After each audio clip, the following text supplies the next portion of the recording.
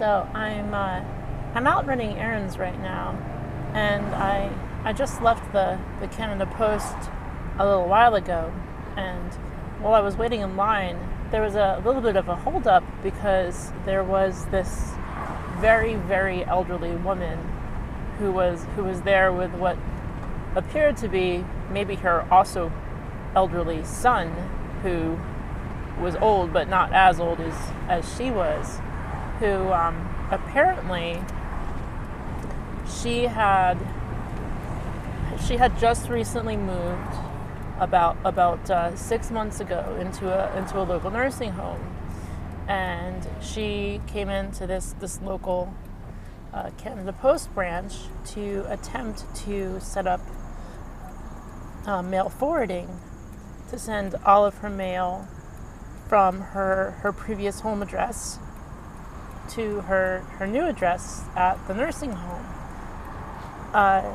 So the problem is that when she gave her new address to the Canada Post worker, the system returned an error saying that I'm sorry, this is mail cannot be forwarded to this address because this address is a business address. It's an institutional address.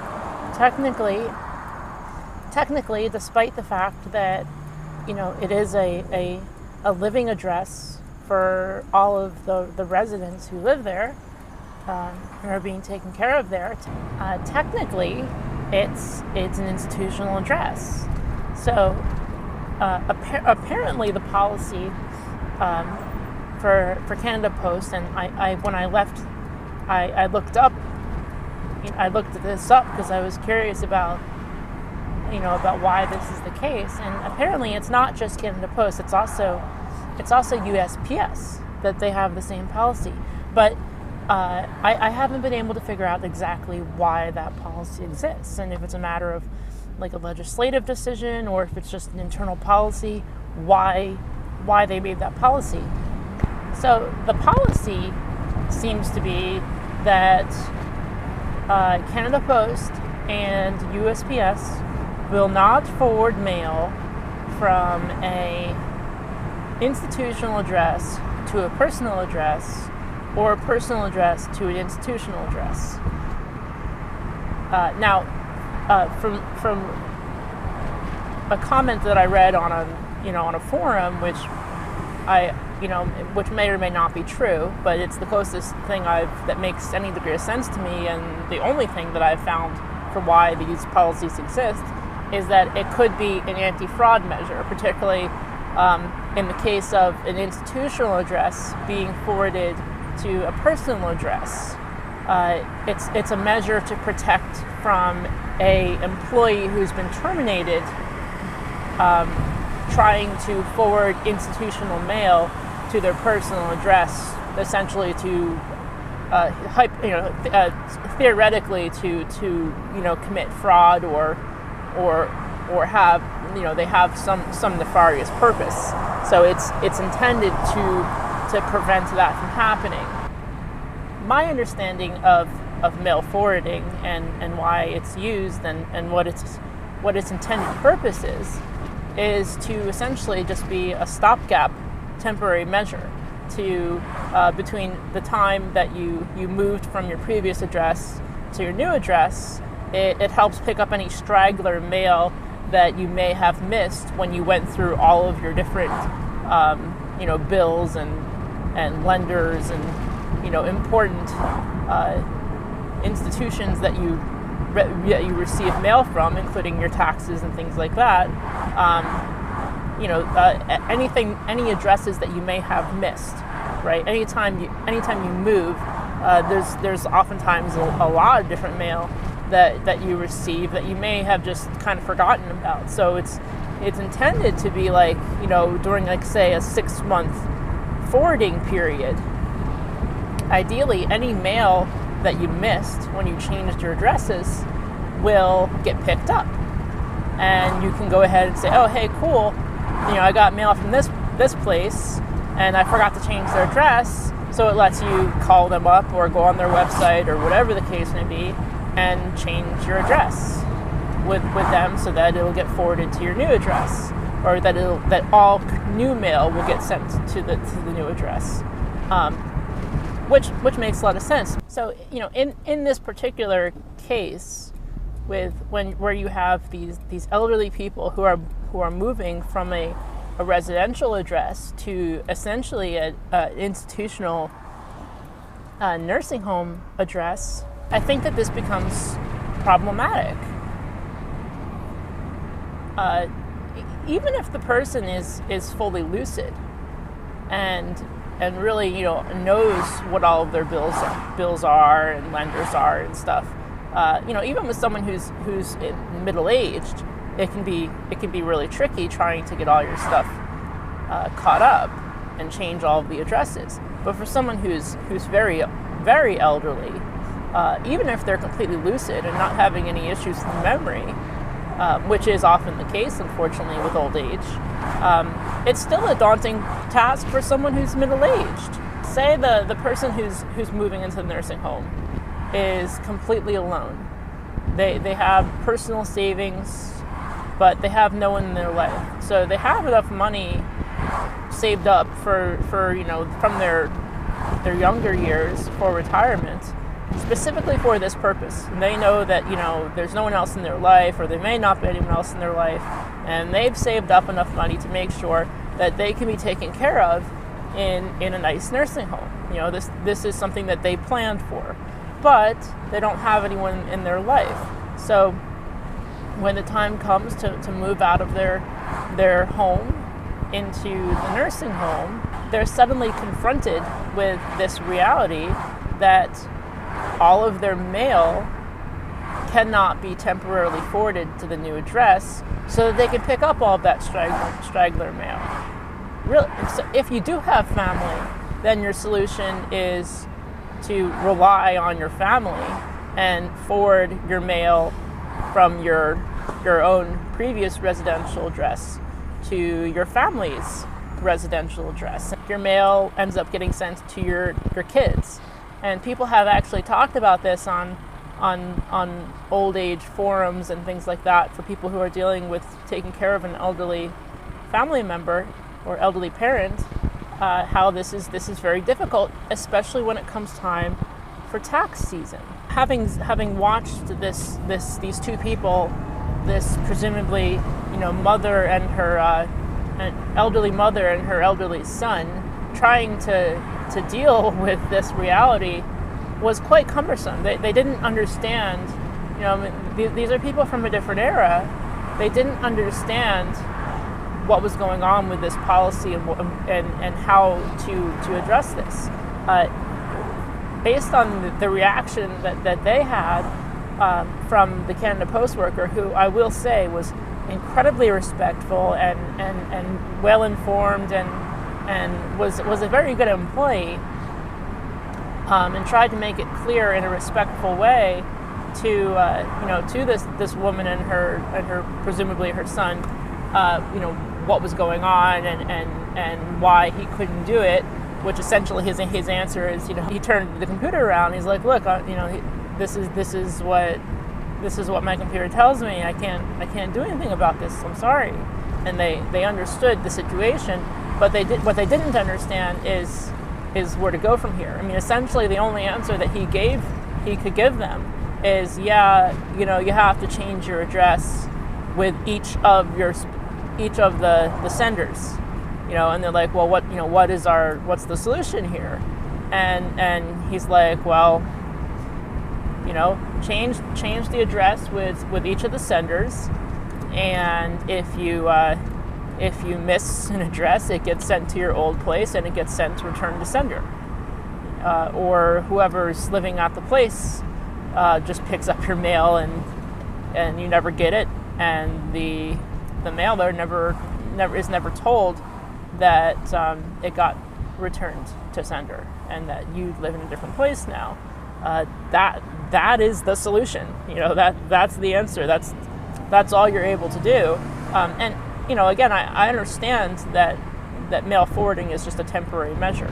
at some point, even if you do a 6-month mail forwarding or a 1-year mail forwarding, that at some point you still have to go through and change all your addresses. But for this particular class of people and this particular use case, they don't have that service available to them if they don't have anybody in their life.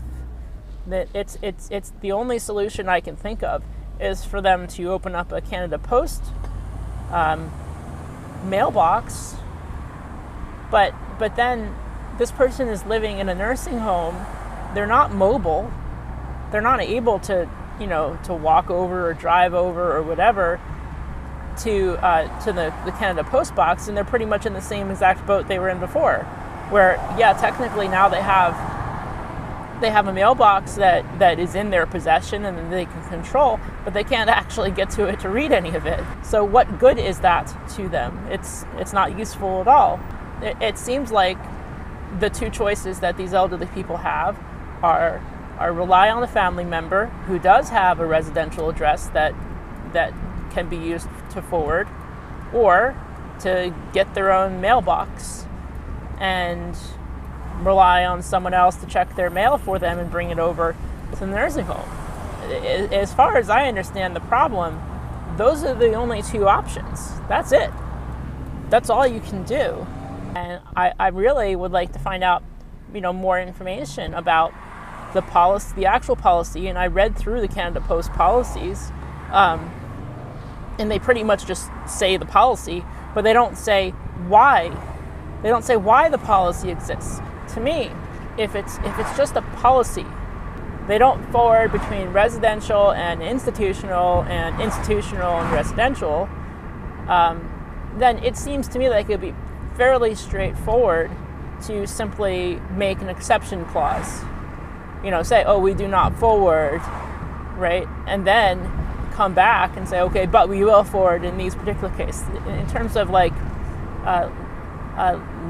legal writing, they do that all the time. They'll say, oh, well, there could be a city code will be like there can't be any discharge of firearms in municipal within the boundaries of the municipal zone or the city limits, right? But then they'll say, oh, but you can under these circumstances, if you're a peace officer, if you're in some states, if you're lawfully defending yourself. So that guy flashed his lights and I waved at him.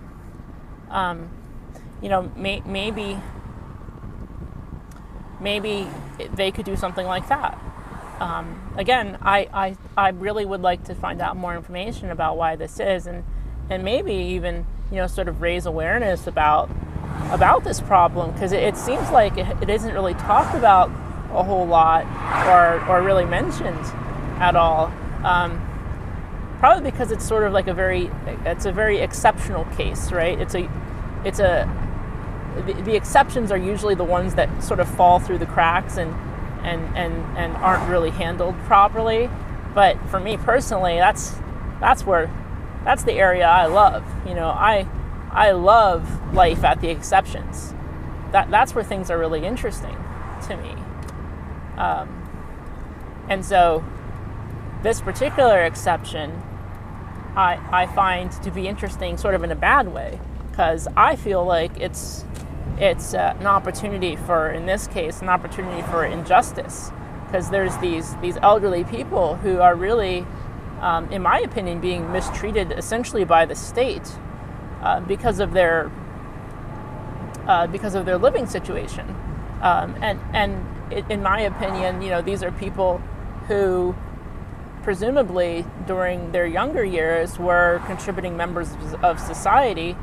So I suppose the sort of the point of this video is, again, I just wanted to talk about the observation that I made, and get an opportunity to maybe share this experience with other people, and ideally to sort of start a dialogue among people who maybe have experienced this problem with their own elderly loved ones, or or maybe even if you've experienced it yourself in some other weird case, and maybe bring some awareness to this issue to potentially try to make some changes, or even just to suggest changes to Canada Post for maybe trying to deal with this particular problem a bit better. If you do have any experience, or even ideally if you work at Canada Post or have a better understanding of sort of the legal decision making for why this policy was put in place, I'd really like to get some feedback from you guys, because at the very least I would like to understand it a bit better. I think that everyone benefits from spending a little bit of time to understand how some of these complicated systems in our societies work. Even if it's not particularly useful to you right now, it may be useful to you in the future, and by having a bit more knowledge about this particular case, it may help you take care of your elderly loved one a bit better when that time comes, or when the time comes for yourself to be a bit more prepared to put in place some measures to make certain that you can handle this problem when it comes up for yourself.